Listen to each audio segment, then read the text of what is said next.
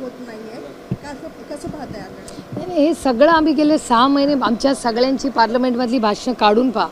संसदेत हे होणारे आम्ही वारंवार केंद्र सरकारला आमची तर सरकारवर काम करायची तयारी होती की हा देशा आणि राज्यासमोर आव्हाने तुम्ही माननीय प्रधानमंत्र्यांच्या नेतृत्वाखाली एक ऑल पार्टी मीटिंग बोलवा. हे मी तेव्हाही बोलले, आत्ताही मगाशी बोलले आणि परत मी रिपीट करते की हा नॅशनल क्रायसिस चाललेला आहे. ह्याच्यात फार गांभीर्याने हे सगळं लक्ष घालणं गरजेचं आहे. सध्या निवडणुका बिनविरोध करण्याचा एक आहे. नगर परिषदा, जिल्हा परिषदा बिनविरोध निवडणुका केल्या जात होत्या. आता हाच ट्रेंड चित्रपट महामंडळाच्या निवडणुकीत देखील पाहायला मिळतोय.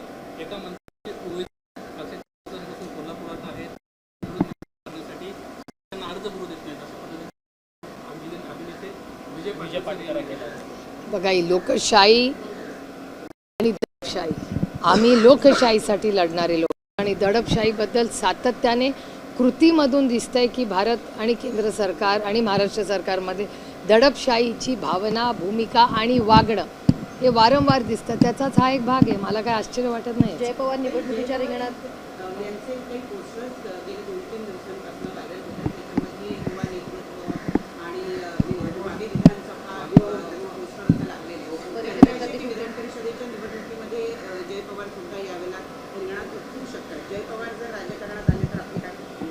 तो त्यांच्या गटाचा अंतर्गत प्रश्न आहे ना, मी कसं सांगणार.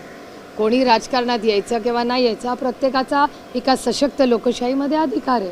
त्यांच्या गटांनी ठरवायचं कोणी राजकारणात यायचं आणि कोणी विधान परिषद, लोकसभा, विधानसभा लढावी.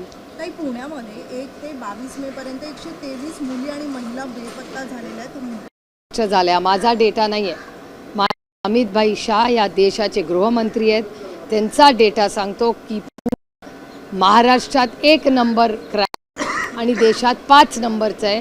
हे होम मिनिस्ट्रीचा डेटा सांगतो. त्याच्यामुळे अजून काय बोलण्याची गरजच नाही आहे.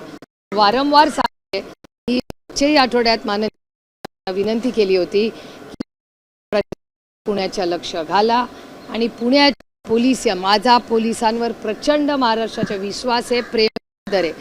पण पुण्यामध्ये जी यंत्रणा आहे ती पूर्णपणे कोलमडली आहे आणि त्याच्यामुळे माननीय मुख्यमंत्र्यांनी जातीने लक्ष घालून त्यामध्ये क्राईम कसा यासाठी काम केलं पाहिजे. नाहीतर उद्या कधीतरी पुढच्या 8-10 दिवसात आमचे पेट्रोल डिझेलची आंदोलनं झाली की मी स्वतः पुण्याच्या या क्राईमच्या विरोधात ताकदीने आंदोलन करून आंदोलनाला बसणारच जोपर्यंत आम्हाला न्याय मिळत नाही.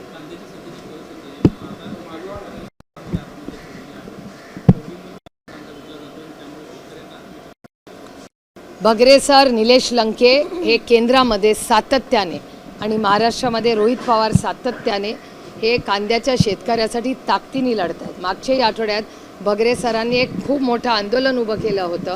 पण कसं आहे, महाराष्ट्राचं सरकार झोपलेलाचं सोंग घेत आहे. सोंग घेतलेल्या माणसाला कसं जागू शकतो मला सांगा.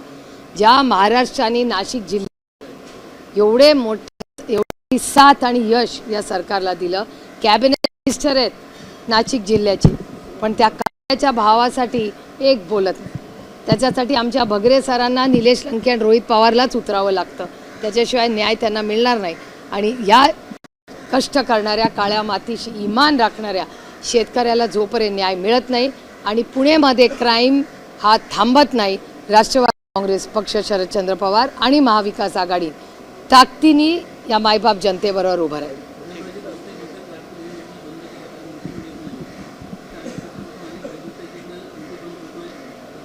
मी उदयनराजेंचे मनपूर्वक आभार मानते. वर्ष आम्ही एकत्र काम केलेलं आहे.